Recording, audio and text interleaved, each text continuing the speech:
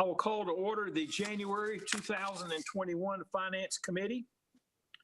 Due to the Safer at Home order, all committee members are participating virtually. For virtual meetings, committee members will be muted until asked to be heard. When there is a vote, it will be necessary to take a roll call vote. A committee member will be recognized when they raise their hand and state their vote. Let me preface remarks this afternoon by saying we have a full agenda, but public safety also does. So I do plan to be finished by 6 o'clock at the very, very latest so that public safety can start on time. With that, we will do the consent agenda first. Ms. Adams emailed me her items. They were C1, C2, C13, C19, and C21. Are there any other items any council member would like pulled for discussion?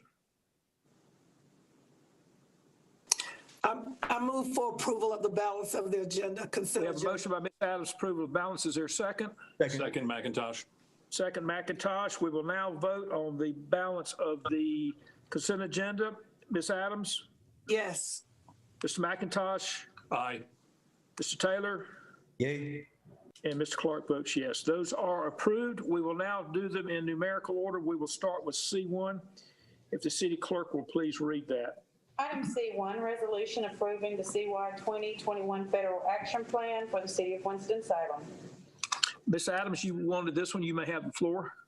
Yes, Mayor, Chair, and Mayor, members of the council, this is about our legislative goals that are being submitted by our federal lobbyists. There's just one item, Mr. Chair, that I was concerned about that's not in there, and I guess that's the transportation infrastructure piece.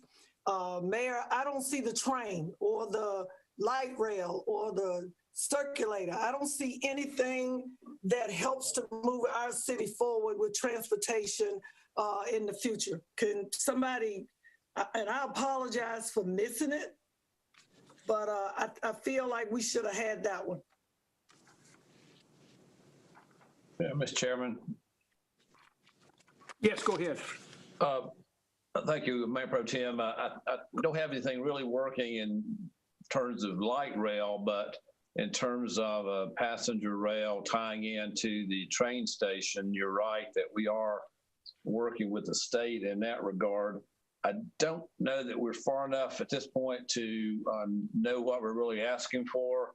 But I think you're right. We should be getting that in place and get that added, at least begin talking to our DOT folks now that former Mayor Buttigieg will be our Secretary of Transportation. Hopefully we can catch up with him, and being a former mayor, I hope we'll get a convenient ear to our calls.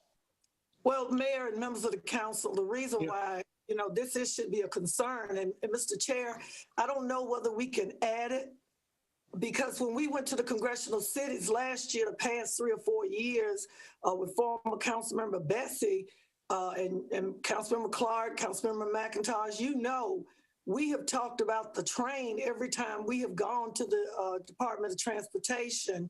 And with the infrastructure bill going to be fast-tracked, I think, after we start working to get the COVID plan in place on a federal level, I think, it's going to be one of those things where cities are going to need to have their strategies in place. And we might not fare so well, Mayor, if we have to come back and add it at a later date. Yep, that's fine with me. Ms. Scipio, you had a question, comment? I do. Mayor Pro Tem, the attachment that I'm looking at under transportation, it's the second item, and it says expand funding for urban circulators and work to bring passenger rail back to the city. I believe that's what you're speaking about. It is on that list under public infrastructure. Hang on a minute, I've just called it up. Public infrastructure. Yes, I think it's the second item. Second bullet.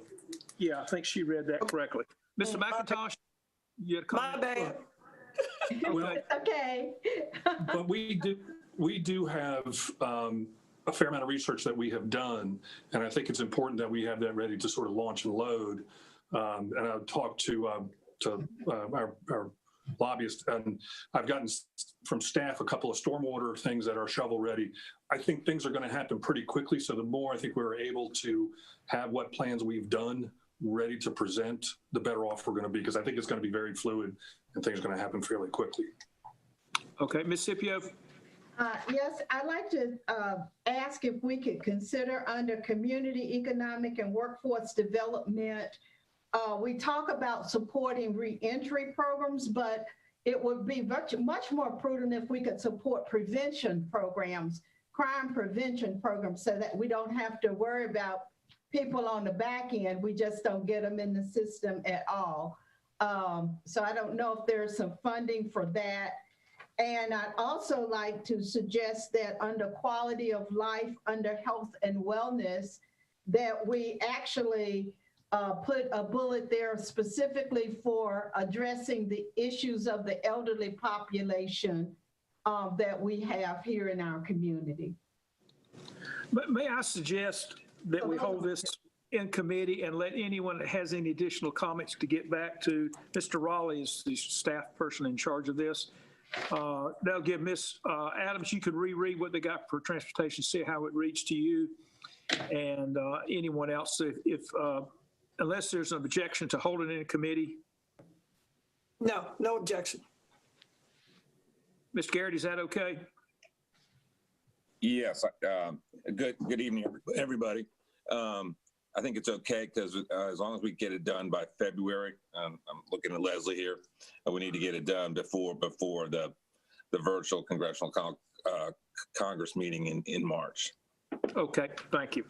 And along those lines, Mr. Raleigh is working on those lists you talked about to be fluid for other projects. So we do have some transportation, we do have some water, and he's working on getting some feedback on the other. But yes, if I can get additional language changes you'd like to make, I can get those in. And as long as it works through your committee process and approval at full council, for me to be able to get it, because they will very soon after January 20th, they will start moving on some things. I'd like to be able to get the action plan to the congressional delegation, as Mr. Garrity said, by the 1st of February, if that works with your schedule.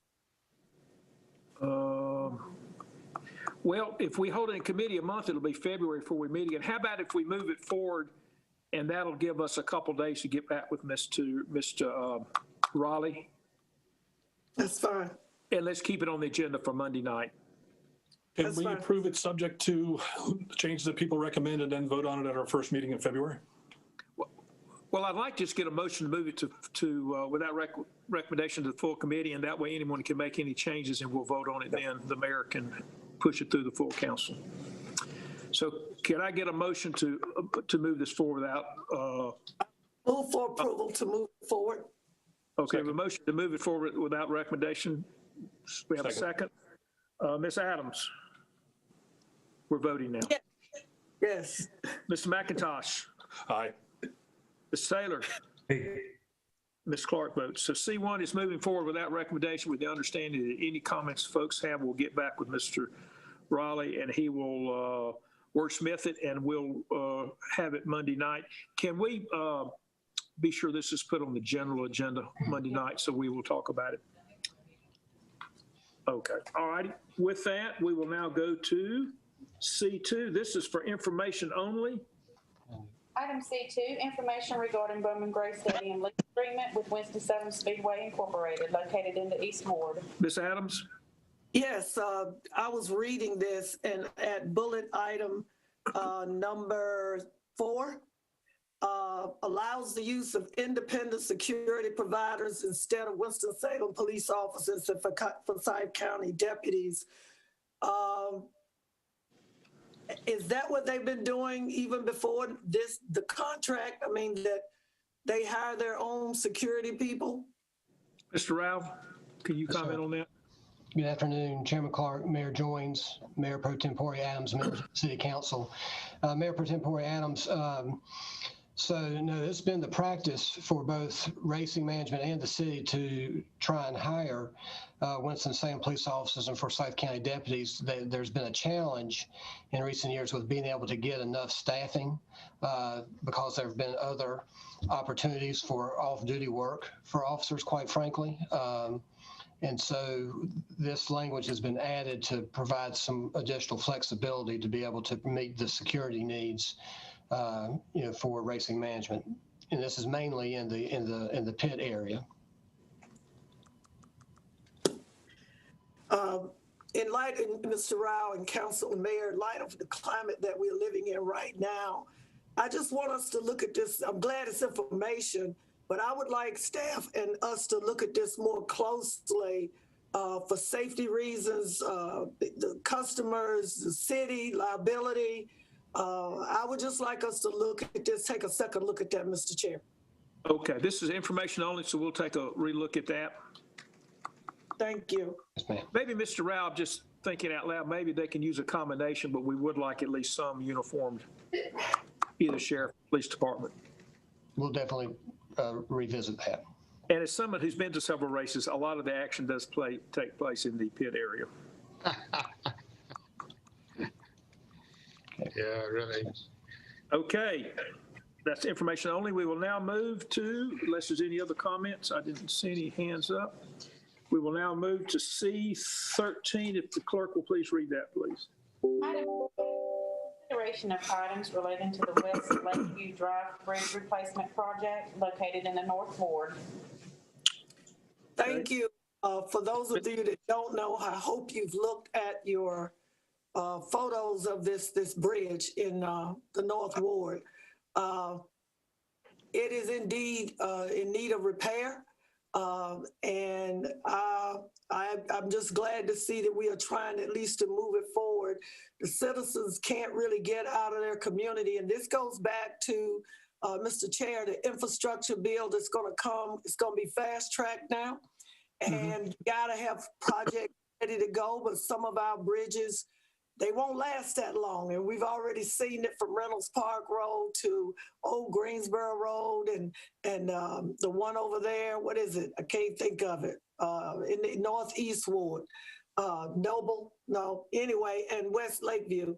So this will enable the design process to at least start on this this much needed repair to this bridge. Okay, thank you. Ms. Adams, Ms. Scipio, you have a comment? Yes, our bridges are in bad shape and we really need to think critically about this. And it's my understanding that we're going to be able to use those Powell bill funds of $500,000 for the design and permitting, but the actual repair is upwards of $2 million. And so I think we'll need to be also thinking about where we're going to get those funds if we don't get some help from somewhere else. Okay, thank you. Mr. Larson? Is this project under our Department of Engineering, bridge design? The reason I'm asking is the photographs, I mean, it's really appalling the shape that this bridge has gotten into and the condition that it's in, and what's equally appalling is the engineering and design of it shows that it isn't carrying the capacity of the water that's going underneath it. And in fact, flooding the road, which of course makes it impossible to transverse the bridge as well. And I'm hoping that whatever bridge we put back will be large enough and capable of carrying the water underneath the bridge and not over the top of it. Who's responsible for the design of the replacement bridge? Mr. DeCane. Johnny, I've got Johnny Taylor down for that one. Mr. Taylor. Mr. Taylor. Councilmember Larson, a great question. We are seeking design plans, and to answer or to address your statement about the new bridge construction, it would indeed be capable of dealing with what's there now. So it's going to be upgraded, and it will provide those residents the ability to move the way that they should and not have to fear those issues with the water levels. Thank you. Good. Okay. Any other questions or comments? Ms. Adams, you have this pulled. Can I get a motion to approve? I move for approval of agenda item C13. Is there a second? Second. We have a motion by Adams, a second by McIntosh. I'll roll call. Ms. Adams. Yes. Mr. McIntosh. Aye. Mr. Taylor. And Ms. Clark votes yes. So C13 is approved. We will now go to C19. Let me get there. If the city clerk will please read this one.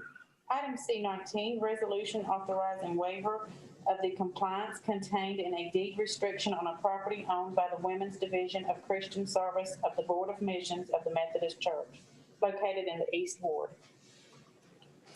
Ms. Adams, you have a Yes. question? I know this is in the councilwoman of the East Ward, Councilmember Scipio, but those of us that grew up in that vicinity and when this building was bought and this daycare was put there, and she and I know the good Deltas that ran this daycare center for years and probably still do.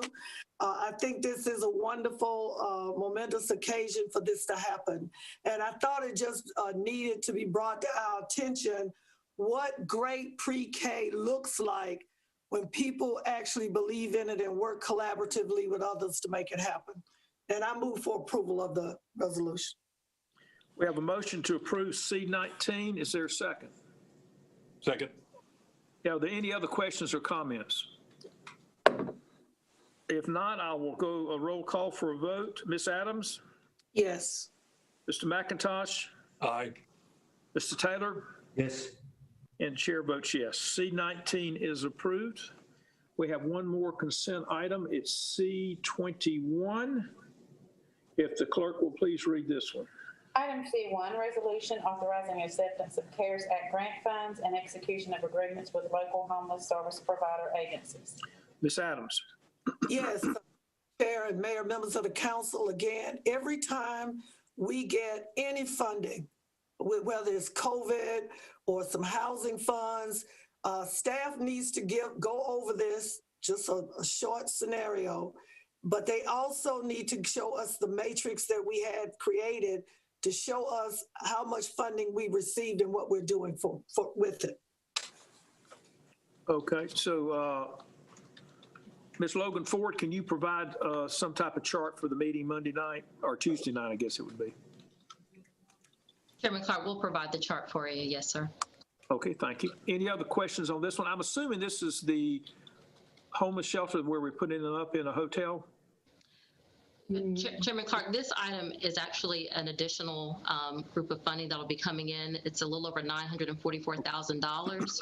And this particular source of funding can be used. A portion of it can go for rapid rehousing. And there's also a portion that could go for emergency sheltering and street outreach. If you would like a more detailed presentation, I can have Ms. Newman provide that. And the attachment that's in the agenda item that lists all the funding to date, we can provide that for the council meeting on Monday night as well and show it. If you just provide that Monday night, that'll be fine. Mr. Mundy? Sure. Would you include with that, please, the process by? Hang on a minute. I got two people going. Mr. Mundy, you have the floor, but we can't hear you. Can you get a little closer to the microphone? I'll swap out microphones in just a second.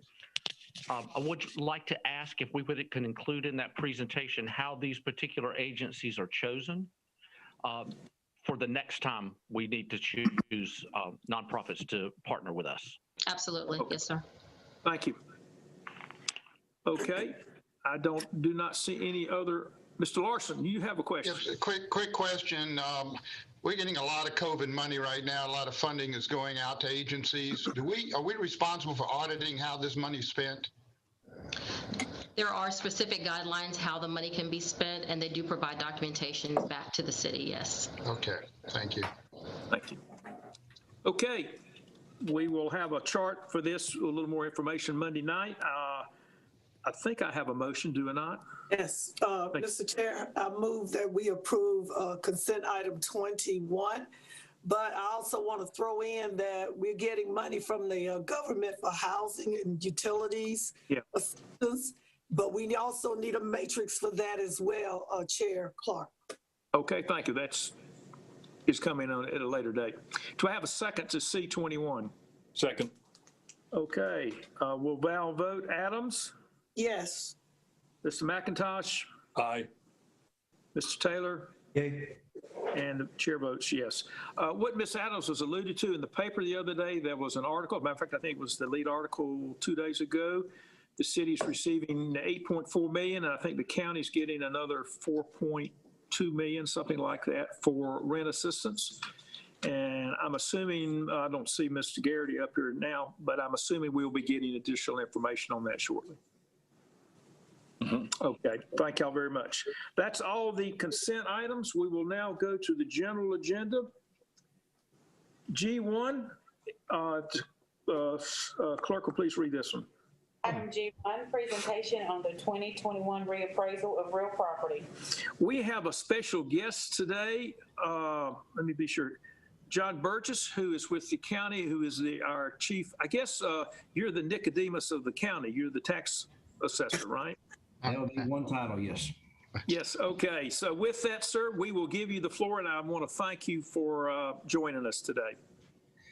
Thank you, Mr. Mayor, Mayor Pro Tem, Mr. Chair, council members and staff.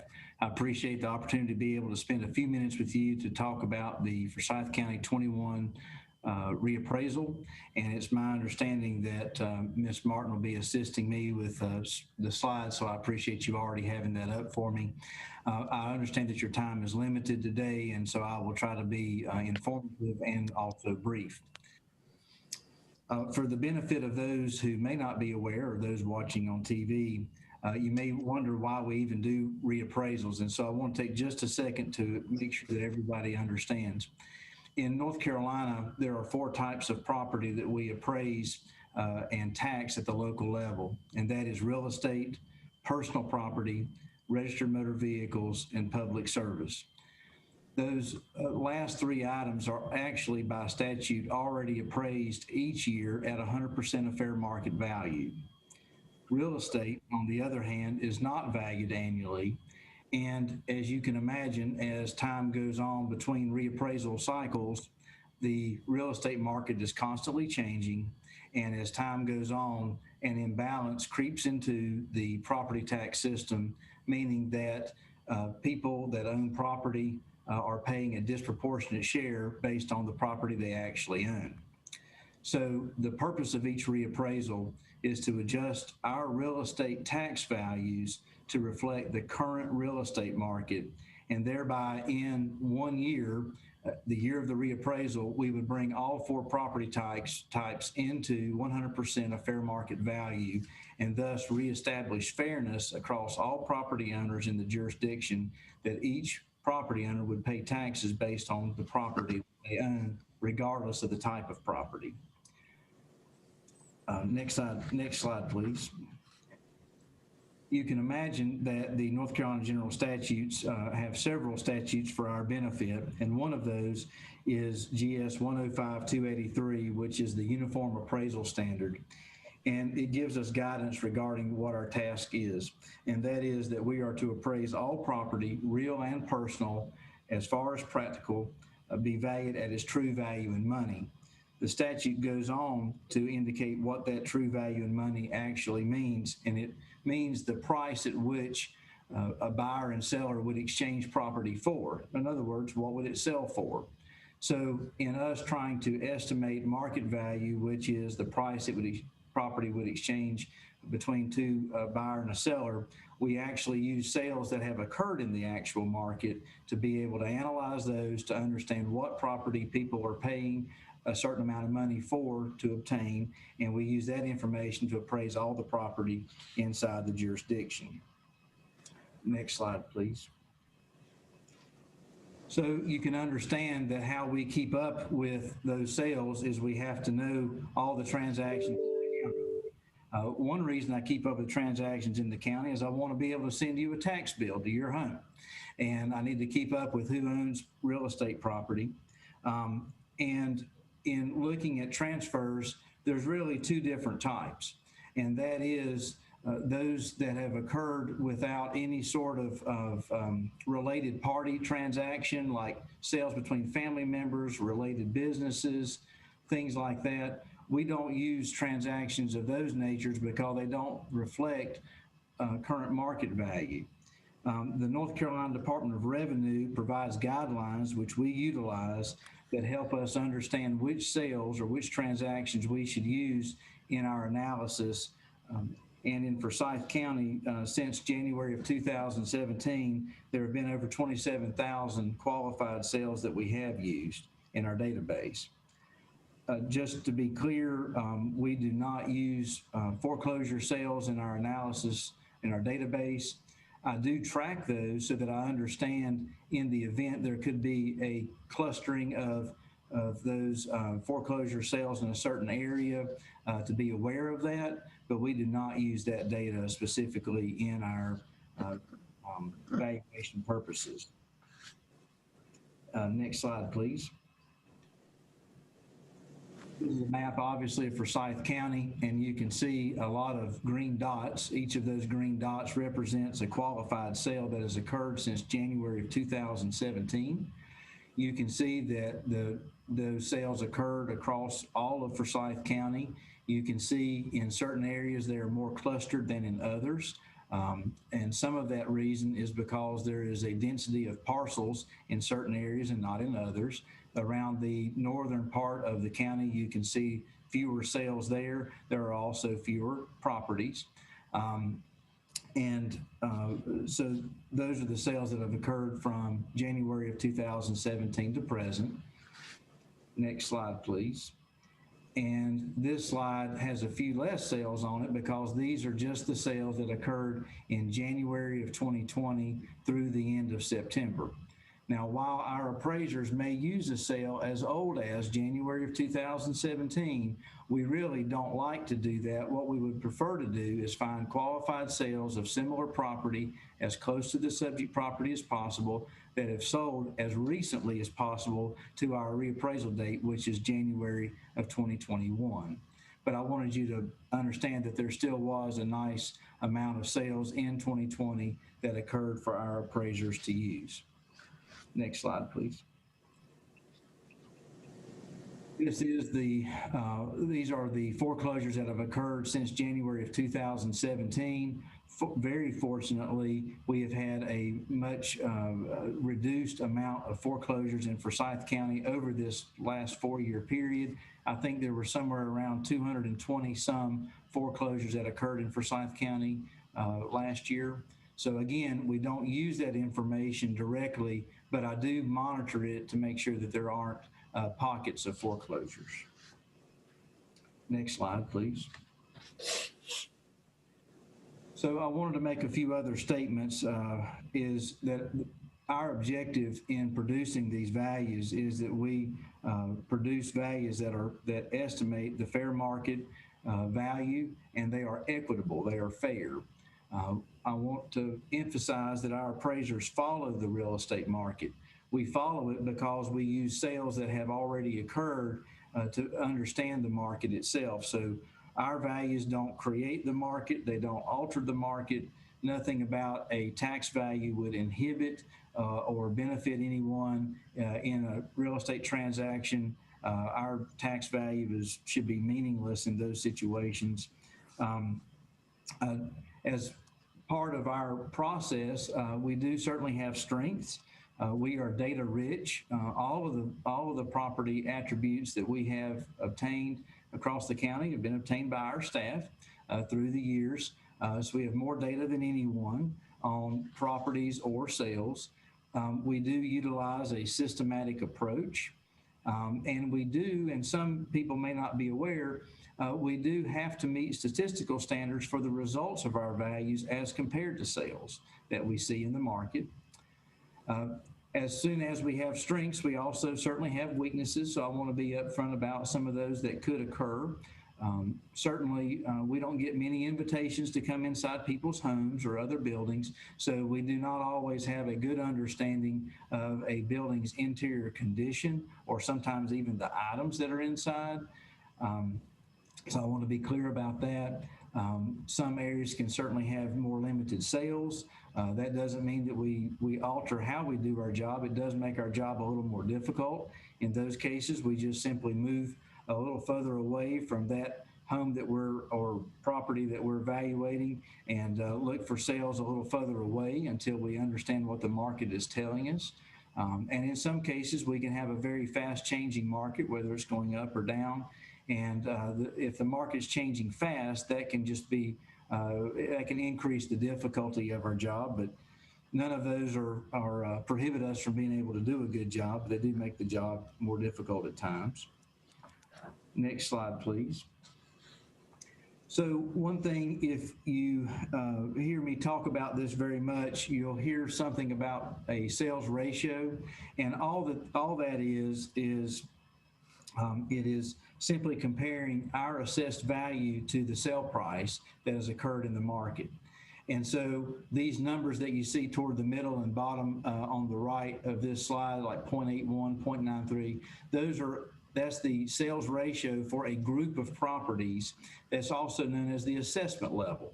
So one way that you could interpret this is whenever I'm looking at all the residential properties, whether they had a building on them or not, that sold during 2020, when I compare the value that we had on our books established in the 2017 real estate reappraisal, and we compare that to what sold in 2020, you can see a figure of 0.81. And what that means is that our value represented typically 81% of the value that it sold for in the 2020 market. And so as you have numbers that are less than 1.00, that's good. That means the market has increased over time. And so as you can see, different price ranges of homes change at different rates.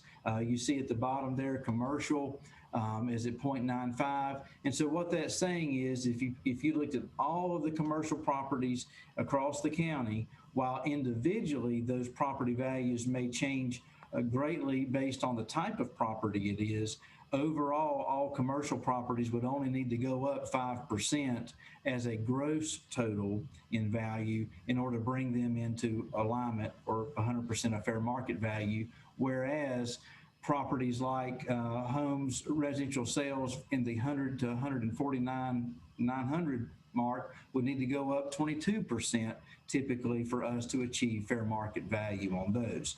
So this slide is helping us understand if you had 2017 values compared to the 2020 market, how do those values stack up? Next slide, please. So the another way to talk about this, another way to discuss this is to look at sales that have occurred over time. And so what these lines indicate is the top line there, the blue line, represents the 2017 year. And we have 4 points of data along the way. Those represent each of the 4 quarters throughout the year. So in the first quarter of 2017, you can see that we had 1,191 qualified sales that occurred in that quarter. And when we compare the 2017 reappraised values to what sold in January, February, and March of 2017, you see that we came out very close to 100% of fair market value, which is the job that we're supposed to be doing. And that figure is right around the 99, 98% mark there. And then you can see on each quarter how things change. And so those lines, as they fall or lower themselves, what that really is indicating is the sales ratio is falling, which really indicates an improving market.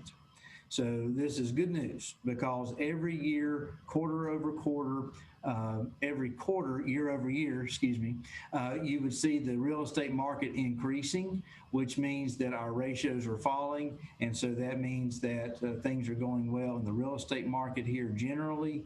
And that as you see the bottom line there in 2020, that means, and most of those are in the 4% range on down below 80%, meaning that we need to make a lot of adjustment there to bring values into alignment for January 1st, 2021. Next slide, please. Yet another way of saying what our job is this is information in a particular market area. This one happens to be in Winston-Salem. It's south of town. and it has somewhere around 150 to 200 properties in it.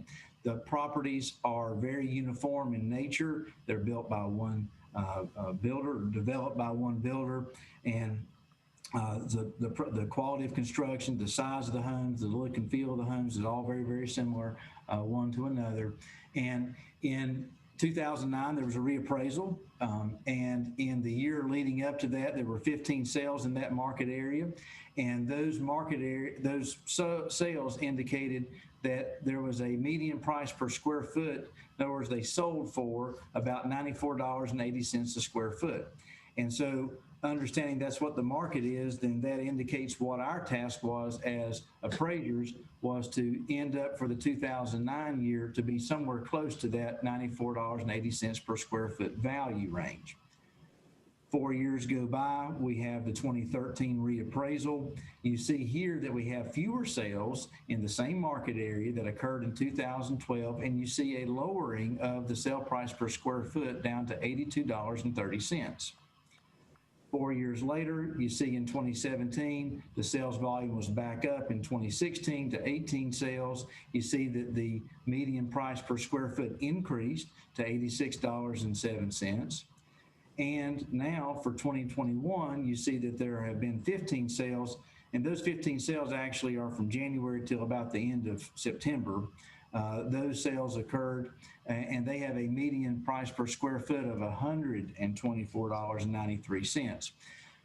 The point to this slide that I'm trying to make, and hopefully am, is that we follow the market. And so as the market was at $94 or 82 or 86 or 124, the point is that we understand by looking at sales, we have enough information there to understand what the reasonable market value is, and we need to follow that, and that's what we have to do. And I'm judged on that by the criteria or the statistics that I have to meet certain criteria in doing that.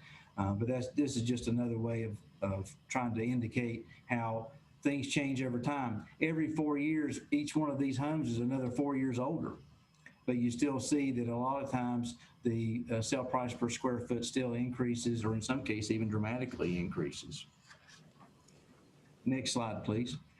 So our job is to bring all the property types into 100% of fair market value. And so what I'm showing here is when we use our 2021 values and compare those against either 2020 or 2019 and 2020 sales, you see what our assessment level is.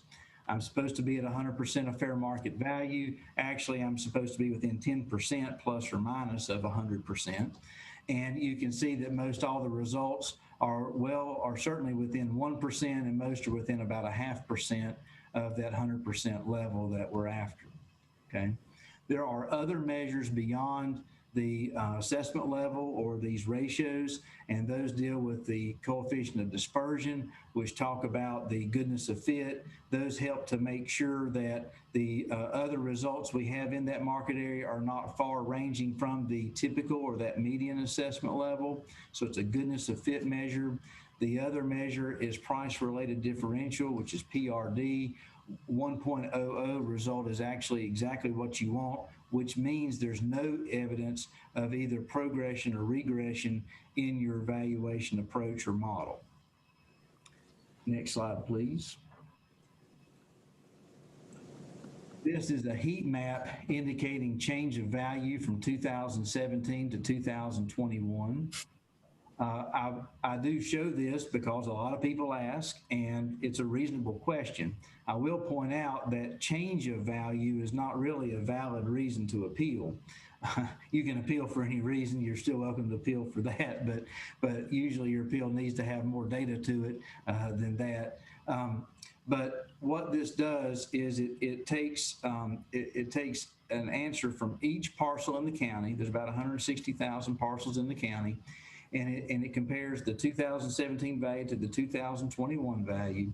And it also is influenced by the results of the properties next to it. And so what it does is it ends up making a map that is a heat map that displays color on it that sort of paints a picture for you. So it's sort of collage of colors here for you, but it gives you an indication of how things have changed over time. You see everything from blue and light blue all the way to yellow, greens, grays, and reds and oranges, but wanted to be able to show that to you, to know that really throughout the county, you can see things changing at different levels throughout the entire county. Next slide, please. So this slide is only about residential properties only and does not include information about commercial properties. So I want to be real clear about that. But I have this information and I wanted to share it with you.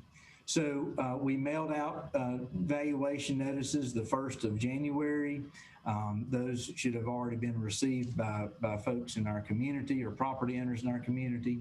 And out of residential properties, you'll see that about 60% of all the residential properties across the whole county will see an increase in value from 2017 to 2021 from anywhere between 10 and 35%. Also, at the bottom of the screen, you can understand that about 2.7% of properties in the county will see a decrease in value from 2017 to 2021. Again, what made these increases or changes, again, it goes back to the sales that we see in the open market between buyers and sellers. I did want to give you an indication of what people are receiving in the mail. Next slide, please. So while we did send out about 130,000 value notices, I wanted to give you some more information here. So government-owned properties, like the 2 buildings we're sitting in, most of us right now, we do value those, but we do not send out a value notice to a government-owned entity. Public service properties, for those that may not know, public service are entities like a railroad, Duke Energy, a power company, something like that. Those properties do pay property taxes, but those are valued by the North Carolina Department of Revenue, to which they provide us the value to which we create the bill. So if you're looking on our website, you may see that it looks like public service properties are non-taxable. They actually are taxable. What they are is not taxable by the county assessor. Also, fully exempt property, such as churches or maybe Wake Forest property, those type things, they do receive a value notice. The reason we send those out is simply because in the event that those properties become taxable, we've already issued a value statement for what those values, what that property value is. We are still working and finalizing our commercial values. We're wrapping that up right now. We anticipate those values to go out definitely by the middle of February. I'm hopeful more toward the end of January, first week in February, but those have not gone out yet. Also, there are there was a benefit in us sending out reappraisal notices at the beginning of the year. If you recall the last several reappraisals, those have, for various reasons, those reappraisal notices have gone out later in the year. It's beneficial to everyone to be able to have those sooner in the year. It gives people more time to understand their value, to be able to file their appeal. It gives us more time to work those appeals as well. But one of the downsides in doing that or sending those values early is that we've not had time for the rest of our staff to do their calculations when it comes to tax relief programs. So anyone that has a senior citizens discount, a disabled veterans, use value, historic deferments, any of those, along with typical appraisal problems or items that we've not gotten to yet, not problems, but properties that we've not gotten to yet that may have a building permit that our appraisers haven't worked yet, or maybe a land change that we haven't worked yet. So all in all, there's about 30,000 properties that we still need to get values to. Commercial has not seen anything yet. The others did get, the other 15,000 did get a value notice that said value pending on it. And as soon as we complete those calculations for those reasons I mentioned earlier, we will certainly get a value notice out to those property owners. And along with that will be information about how to appeal if they have any questions. But I did want you to understand that 130,000 values across the county did go out that have values on them. 15,000 roughly are yet to come, and about another 15,000 went out with value pending and will be updated with a new value. Next slide, please.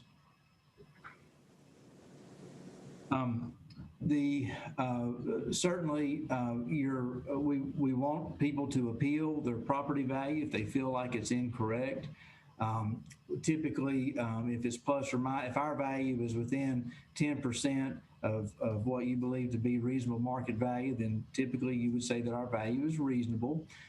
You can appeal at any level that you would like, but typically if we're within about 10% of market value, then typically that's good for property tax purposes. You do have different appeal options. Inside each reappraisal notice, as you've already seen yourselves, many of you, you would see that we attached an informal appeal form. You can simply fill that out and mail that back to us if you'd like to do that. Informal appeals are appeals back to our office, back to the assessor, and we will get those worked as soon as we can and a result back out to the property owners. You also have the ability to file a formal appeal, which goes to the Forsyth County Board of Equalization and Review. That board is independent of our office. They actually have oversight over our office and do so, and they are appointed by the county commissioners. You can decide to just file an appeal directly to the Board of Equalization and Review. Informal appeal deadline is 30 days from the date on the notice. Formal appeal deadline is the last business day in June, which this year is June 30th. So some people decide to appeal informally, see what we would come up with more knowledge about their property, since they're helping us with information about their property. And if they like what we come up with, then that's great. That's the end of the matter. If they don't like what we come up with, then certainly they can file a separate appeal to the Board of Equalization Review.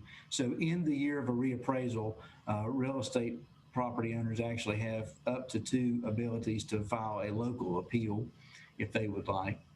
I do want to point out one thing to you, knowing that this is certainly the Finance Committee of the City of Winston. So I was talking about how 60% of residential properties across the county may go up between 10 and 35%. And while that's true, that I did not want you to believe or think that necessarily translates that the entire tax base of any jurisdiction, the county or any other jurisdiction, would go up that amount of money. Remember that there are other elements involved here: public service, registered motor vehicles, personal property. And also remember that those values I showed you earlier did not include commercial properties. And so commercial properties are very divergent in how they have fared since 2017 based on property type and location. Some things like apartments have done exceedingly well. Other properties, such as things like maybe hotel, motel, some retail, certain offices may be more struggling and may have actually, in fact, gone down in value. So I just wanted to make that as a precaution to not assume that what I said on an earlier slide would translate to the entire tax base for your jurisdiction going up by those similar percentages. As normal, we issue and have issued in the past each March 1st, April 1st, and May 1st tax base estimates for you to use in your analysis. Next slide and last slide. So we do have other information available to you. You can go to our tax parcel viewer. Some of you may refer to that as Geodata Explorer. And that shows you every record card in the county, as long as we've got a value on it. And the value pendings mean we're not done yet, so we don't have a value for you on the internet. But we have almost all of them on the internet as a value. And so you can see the property record cards, and you can see how we appraised your property in more detail. You can see how we appraised your neighbor's property in more detail as well. And we also have something that I'm not aware of many other, or I don't know of any other offhand counties in the state that produce this for folks, but that is our Forsyth sales application. And what that does is that shows you all the qualified sales that we've used in our analysis. And it also shows you the disqualified transactions that we did not use in our analysis. So it's an open book. Every transaction that we've recorded in the county is in there, and you would be able to look up by your street location or whatever method you'd like to. You can research the sales that have occurred around you to help you understand in some cases, some people are not aware of transactions that have occurred around them. And so we publish all of those for you on Forsyth Sales. As always, we love speaking with people and meeting our property owners and citizens and the public here in Forsyth. So you're welcome to always visit us here at the Government Center on the first floor, or you're happy to give us a call at 703-2300 for information. I think so far today we're hitting around 600 or so phone calls for today, which is pretty typical for us, given the amount of information, the time of year that we're sending it out in. That Okay. The presentation I have for you. Thank you. Any questions or comments? This is just for information today. Mr. McIntosh. 3 quick questions. One is, did you see any change in the number of cash sales that occurred over the last year? I don't know if you've gone to that level yet of analysis. Council member, we do not go to that level of whether it's a cash transaction or not. We look at total purchase price. Okay. Well, you're not done, so you probably won't be able to answer this either, but did you see an increase or decrease in the percentage of our tax base that is tax exempt? You're right. I'm not done for 21 yet. You're exactly right. I can tell you this, that prior to 2020, it was rising for the last several years. Now the numbers that come to my mind are those of the county. Of course, the city is not far different, but I want to be clear, I'm talking about county numbers. But they actually fell a little bit in 2020 as a percentage of all property in the county, and they were right around, I believe, 14%, something like that, and they had been around 15% prior to that. My last one is something I've long advocated for, and that is allowing people to put whatever tax value they want on their property as long as it is above your estimate. Can you tell me why that is not possible? Well, the law doesn't work that way, and the whole thing about property tax is really ad valorem really means according to value. And so the whole principle there of fairness is that in property tax, fairness is defined that you would pay according to what value you own. And so by having us value properties and not everybody getting their own, even if it was in excess of ours, you would actually be creating an imbalance in the property taxation, or really how that burden of taxation is distributed would be unfair at that point. And so that's the whole purpose of a reappraisal, is to bring those into alignment and every property to pay their fair share as of the given date of the reappraisal. Thank you very much. Thank you. Any other questions, comments? Ms. Scipio, I see you there. Go ahead. And you're muted, Ms. Scipio. There you go. Thank you. Thank you so much. I have 2 questions. If properties are in a historic district, are they automatically discounted, or do residents have to ask for an adjustment? There's historic properties that can get a tax deferral because they are qualified as historic properties through part of your ordinances that you do and the county can do and other municipalities can do. And so they can, if they apply for a historic deferment, they can obtain a lesser tax value on those.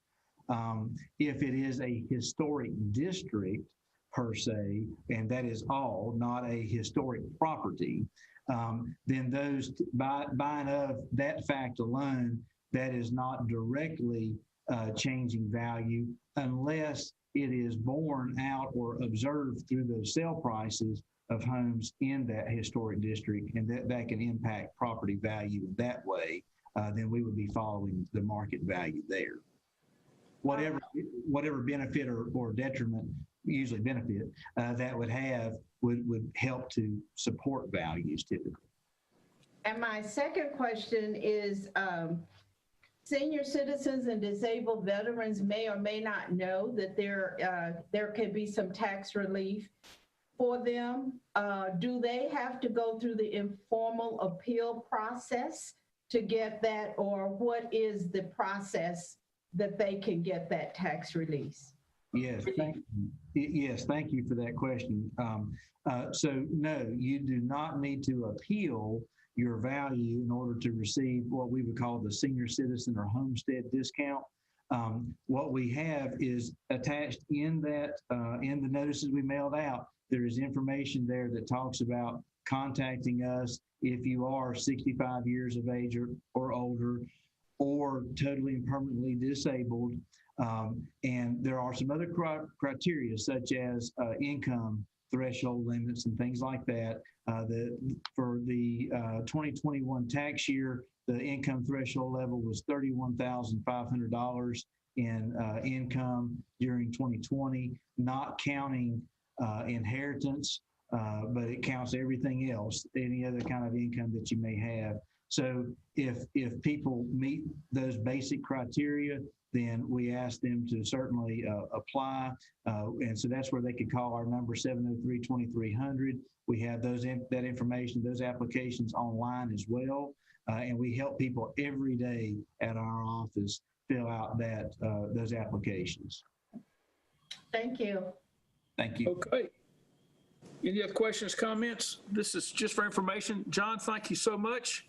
We'll see you back in 4 years. And it sounds like around March or so, you'll have all the numbers in, commercial and everything, and that'll give us a holistic picture of where we are. Yes, sir. Okay. Thank everybody there. Folks, it is 5:27. I've got 33 minutes and we got 4 items left. We will now go to G2 and we will finish at 6 o'clock, even if we're not finished. G2, the city clerk will please read that one. Item G2, resolution approving the renewal of a contract with Rico USA Incorporated for managed services. This, I guess, Mr. Rao, can you give us a 1 minute on this one? Yes, sir, Chairman Clark. So this is an action item that follows the information item that was presented to the council last month. This is a 3-year contract with Rico, who's our current provider of our courier services, the management of our fleet of multifunctional printers, as well as our print shop. And so so the total amount over the 3 years totals just shy of $1.9 million. We want to continue with Rico. They've been a good partner. We've contracted with them for the last 15 years. They've also made an effort to involve local contractors when they needed to contract out certain outside print jobs. And so the item before you today is to enter into a 3-year extension with them at just shy of $1.9 million. Thank you. Any questions or comments? If not, can I get a motion to approve G2, excuse me. Move for approval of item G2. Is there a second? There a motion is second to approve item G2. I'll roll call the folks. Ms. Adams. Yes. Mr. McIntosh. Aye. Mr. Taylor. Hey. And Mr. Clark votes yes. So G2 is approved. We will now go to G3.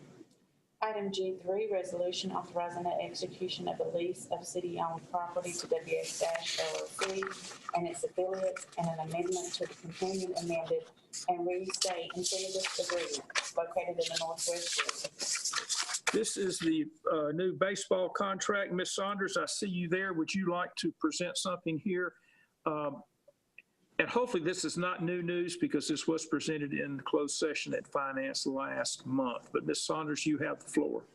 Thank you, Chairman Clark. Actually, Assistant City Manager Ben Rao will be presenting this today. Oh, I'm sorry. Mr. Rao.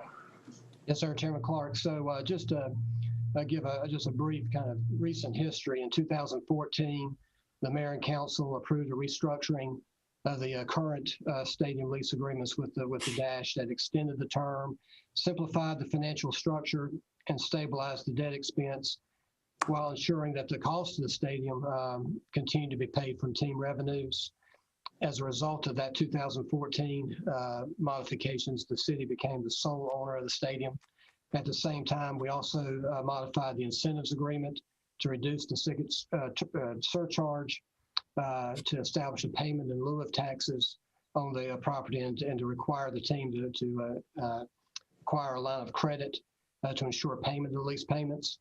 If you fast forward to 2020, the mayor and council then approved a refinancing of the city's debt, about $20 million, that eliminated the balloon payments that existed with the prior financings. Also issued the debt at fixed rates, whereas before it was variable rate debt.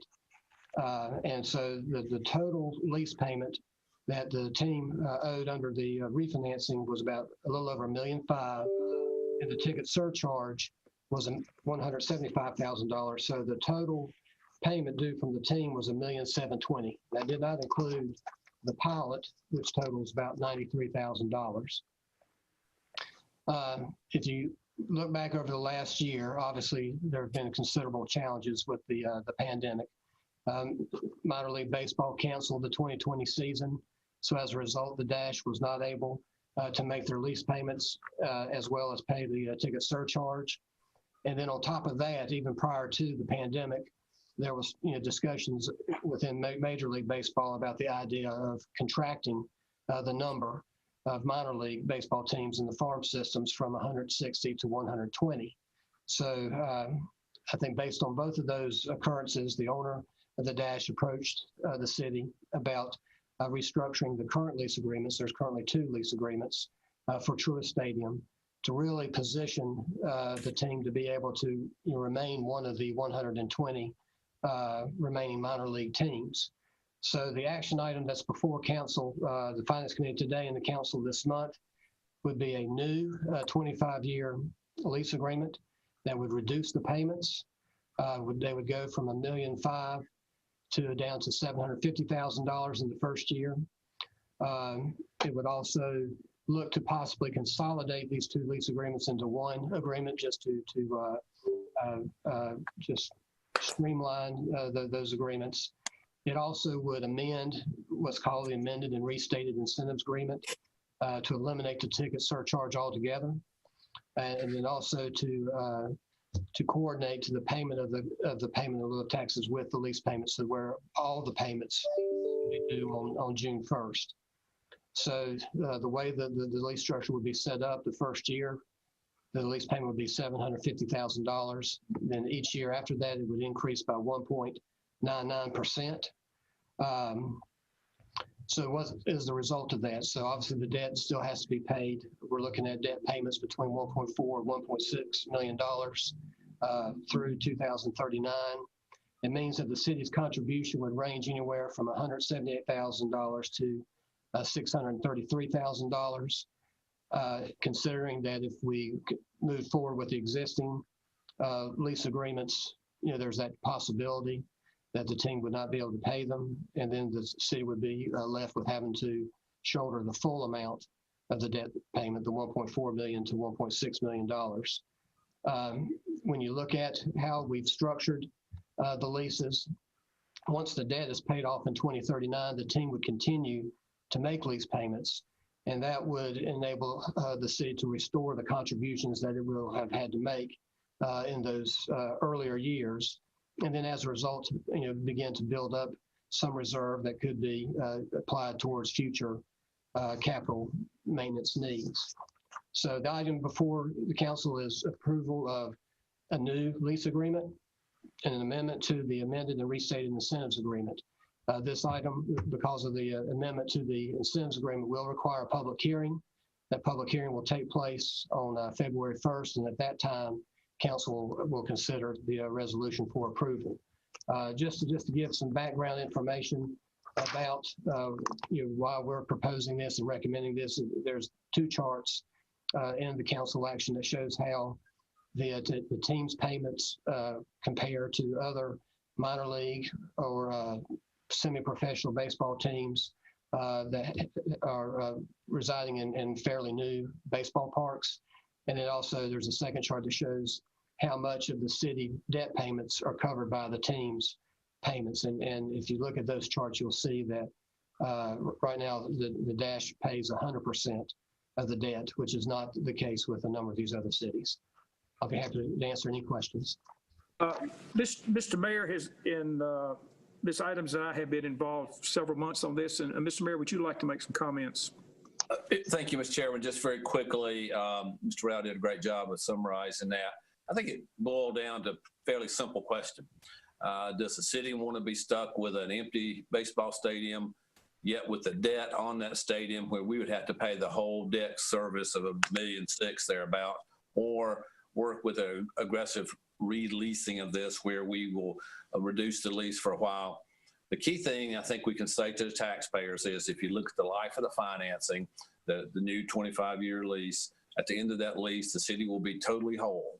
So we can say that there'll be no taxpayer money that's actually gone into this. The other piece of good news is that during the interim where we are in the red for a few years, the debt service fund can handle these deficits, and it will not impact the city's operating budget as we begin preparing for the next year's operating budget. We can say that this particular action will not impact on our ability to pick up trash, to fix potholes, to pay the police and fire, and so on. I think the other piece of it is some folks have asked me, are you sure that we're just not getting negotiated here by the threat of their move? And I can tell you, and I know you all, Mr. Clark, I know you look personally, there's already been 40 cities that have lost their affiliation agreements, some pretty good sized cities: Trenton, New Jersey, Hagerstown, Massachusetts, Maryland, Frederick, Maryland, Staten Island, New York. So it's for real. Major League Baseball made a clear decision. They're going to reduce their number of teams from 160 down to 118. And so I think we put together a reasonable plan here. I appreciate you, Mr. Clark, and Mrs. Mayor Pro Tem Adams for working on this over the past 2 or 3 months to figure this out. So it's a good deal. And we can say to the public again that there's no taxpayer dollars will go into the stadium. Thank you, Mr. Chairman. Thank you, Mr. Mayor. I'll just offer a quick comment. I've, in my business life, have negotiated a lot of deals along the way. This is probably one of the more difficult one. It is real. Trenton, New Jersey, I believe, is the capital of New Jersey, isn't it? And they just lost their team. Even with the new contract, we're still getting one of the best deals around. If you look at those two charts, there's a lot of cities much smaller than us that are putting in not a couple of 100,000, but many hundreds of thousands of dollars into their stadiums. So I think we've done a good job negotiating given where we had to come from. And as the mayor said, over the life of this, we'll still be okay. Mr. McIntosh. Just a couple of quick points that I've made before. One is the fact that the amount of equity that the city will actually put into the stadium pales in comparison to what some other communities have done. So we're ending up with a first-class facility that we are actually going to end up putting very little taxpayer money into over the long run. The second point is that with the realignment of Major League Baseball minor leagues, there's a pretty good chance that we'll be in the same division as the Greensboro Grasshoppers, which, if anything, I think will be a pretty significant boost to our ticket sales, because that rivalry, obviously, I think will be fairly hotly contested. So I think those are both things to be happy about. Thank you. Any other questions or comments? If not, can I get a motion on G3? I move for approval of item G3. There's a second. Second. We have a motion and a second on G3. I'll roll call at this time. Ms. Adams. Yes. Mr. McIntosh. Aye. Mr. Taylor. Yes. Mr. Clark votes yes. That is approved. Thank y'all very much. We will now got 20 minutes left. We're going to make it G4. This is for informational only, I believe, isn't it? Yes. Yes. And Mr. Rao, are you presenting this? Yes, sir. You've been busy tonight. Go right ahead. Okay. So this update covers two issues concerning the Grand Pavilion Conference Center space, and that is the space that the city owns that's underneath Embassy Suites Hotel. first update I want to share with you is about our lease agreement with the entity PM Meeting Venue LLC, which is a part of the Serona Holdings, a company that owns the Embassy Suites Hotel.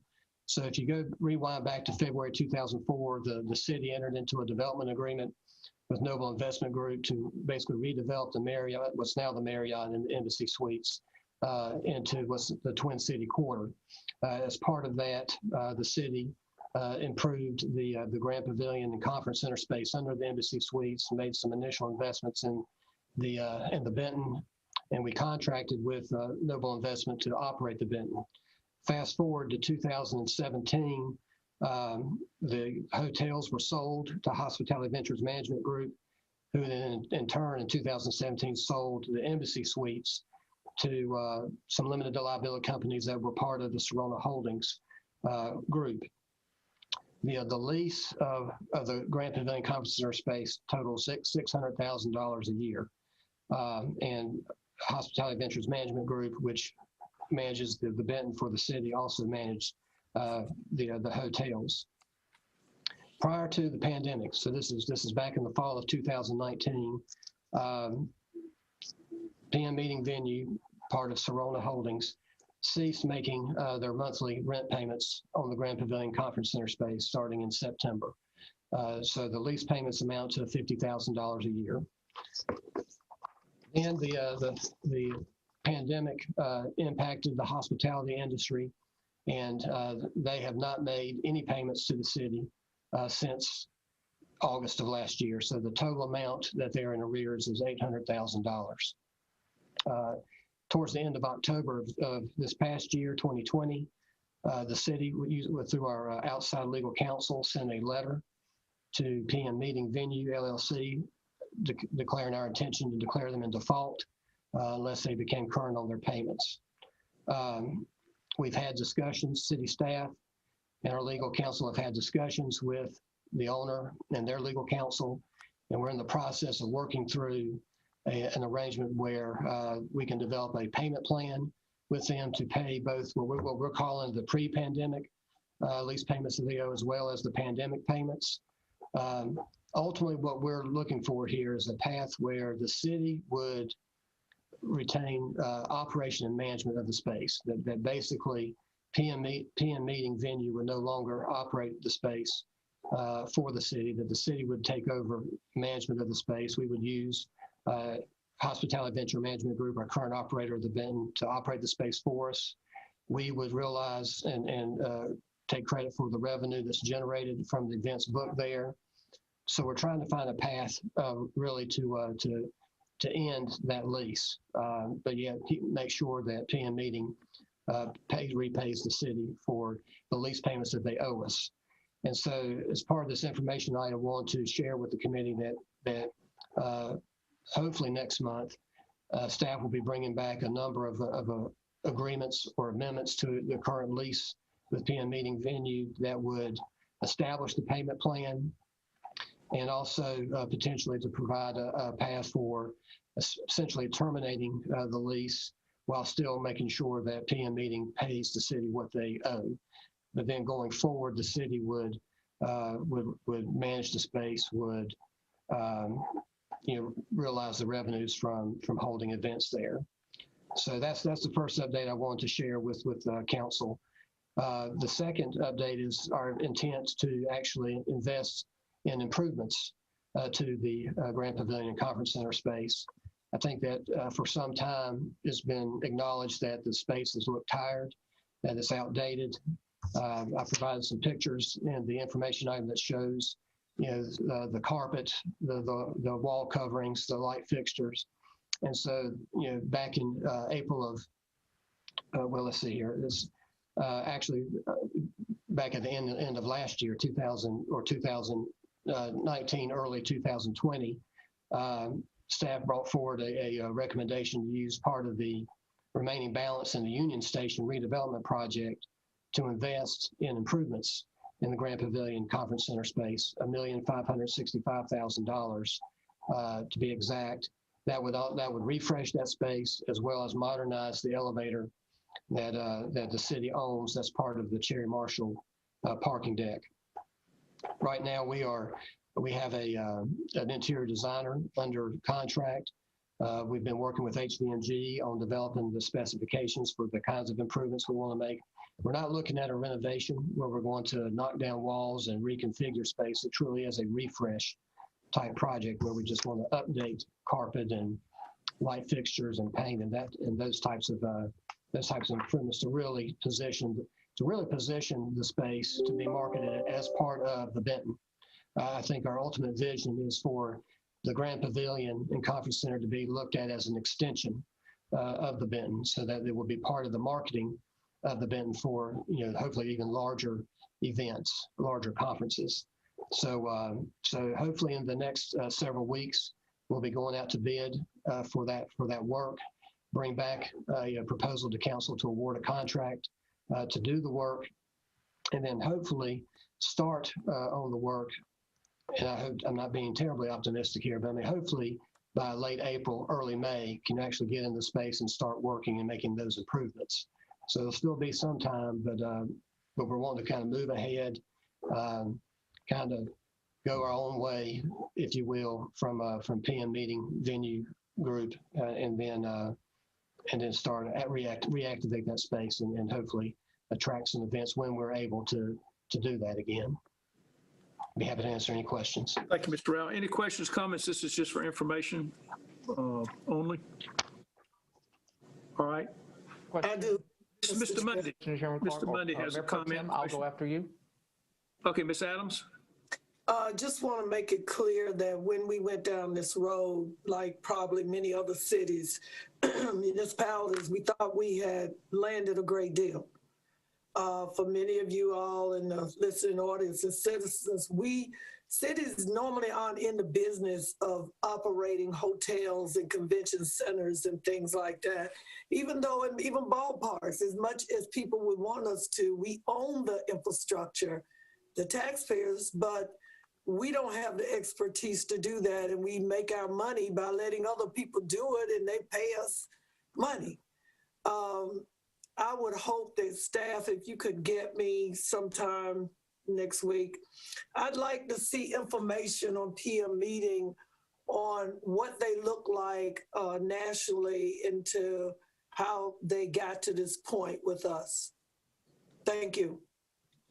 Thank you, ma'am. That's for information only. We will now go to the last. Mr. Mundy, excuse me. I forgot about you. Go right ahead, sir. Thank you. No problem, Chairman. Mr. Rowe, does the city own the tunnel, if you will, that connects the Benton Convention Center with the ballroom? Or, yes, sir. In other words, if we don't have a good relationship with the owners of the Embassy Suites, do we still have full and free access from one venue to the other? Yes, sir. Okay. Thank you. Okay. Thank you. With that, we will move on to the last item. Ms. Tony, you're up. Yes. And you've got 8 minutes. You may say whatever you like, as long as it's 8 minutes. Okay, I'll take less time than that. So good afternoon, Mayor Jones, Mayor Pro Tem Adams, Chairman Clark, and members of the committee and council. So this is part of our monthly revenue update to the Finance Committee. We've been monitoring revenues ongoing. There has not been many changes to this particular report. We're keeping track of sales tax. As you recall, during the budget process, just the uncertainty of COVID, we actually budgeted 20% decline in our sales tax revenue. And so the good thing is that the sales tax revenue has been coming in and trending very well. So we are at 12.8% over our current budget in terms of sales tax. And so that is great.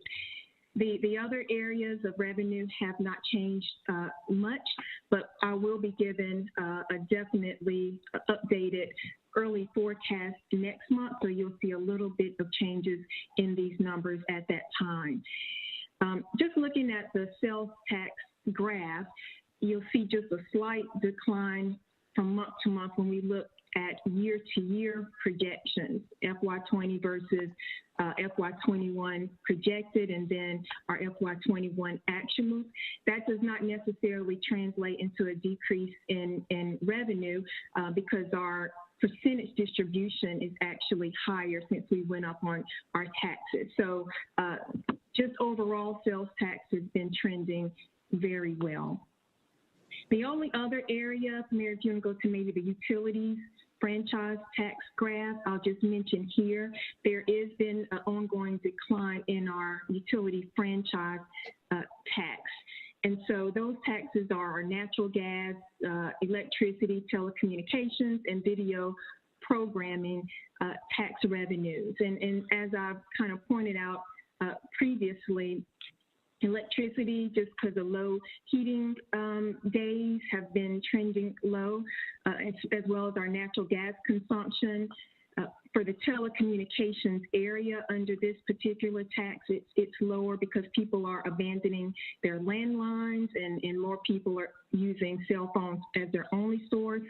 And then there's video programming that falls under this category, and that's people abandoning cable. So people are opting more for streaming services, and so we see continuous declines in that particular revenue as well. So right now, our end of year projections is about $800,000 less than what we are projecting. So we'll have to really keep a track on utility franchise. But the good thing is our sales tax is trending well, and so hopefully that will offset that as well. So that ends my update for this month. And once again, I will present the early budget forecast in February, which will update more of these revenues. Okay, thank you, Ms. Tony. Ms. Adams? Yes, Ms. Tony, and maybe I got this mixed up right now. The money that's coming from the feds, that 8 whatever million, and Ms. Logan Ford, is that just for housing and utilities, or it's just for housing? Assistance. I'll divert that to Assistant Manager Logan Ford. Ms. Ford? Mayor Pro Tem Adams, the $8 million in assistance that's coming through is for rental assistance, and it can also be used for utilities. This could be for water, for power. There are income requirements. Individuals would have to meet the income requirements and also be able to show the hardship or their loss of income. Right. We can provide assistance to help with individuals who are in arrears. That is the priority that we understand at this point, but then we would also be able to provide some assistance for individuals moving forward to help them stay current. Ms. Tony, do we see, and I don't know who would answer this, water utilities. I think we are moving, like most infrastructural types of things, utilities, that people will now have to get a payment plan or figure out a way to pay their water bills and utility bills. Do we anticipate between now and budget cycle, well, fiscal year ending, that we may get a bump in that? Maybe if things go well, do we think we may get a bump in that money as well? Can someone comment on utilities, water and sewer? Certainly. Yeah. Good evening, Chairman, Mayor, Mayor Pro Tem, members of the committee and council. Mayor Pro Tem, to your point, the 8.4 or $8.1 million that's coming in, as you well know, is available for rental assistance as well as utilities. So as we've had discussions as staff in the background, we'll want to try to meet every need that a qualifying applicant has. So we hope to see a boost there. But as far as individual funds coming from any source to make up for unpaid water and sewer bills, I'm not aware of anything that's on the horizon regarding that. So, Mr. Chair, so and maybe we just haven't looked at it. I mean, we know there's a number that we have not been getting. I know that. All I'm asking is, do we think we're going to be able to get some of that money between now and the end of June? whether it's people making up for lost, for not, being able to pay their utilities, and that nature, Mr. Chair. That's what I'm looking for. I mean, I'm not saying that we seal it and say, oh yeah, we got this. I just need us to be looking at that because that's revenue we lost, but we also have to be thinking if the federal government again pushes for their infrastructure bill and getting people to the point where they are whole again by the half of the year, we may see some relief. Yeah, it's my understanding that the accounts receivable in the water department is running about $1.5 million higher than it normally is. So that's $1 million. I think it's $1.5 million. I'm extrapolating a little bit there. Matter of fact, if Ms. Driver is out there somewhere if she could send a memo out on that, that would be nice. Thank you. But we traditionally have about a $2 million receivable balance. I think it's something like that. And I understand it's about 3.5 now. So it's Ms. Adams alluded to, maybe we can help some of those folks get caught back up as we put together this program to administer this money. Right. Okay. Anything else to bring before the committee today? Mr. Taylor, you're the chair of Public Safety. It is 5:55. Would you like to meet at 6? Does that sound good? I think we're still on schedule and we'll monitor it when everyone gets on.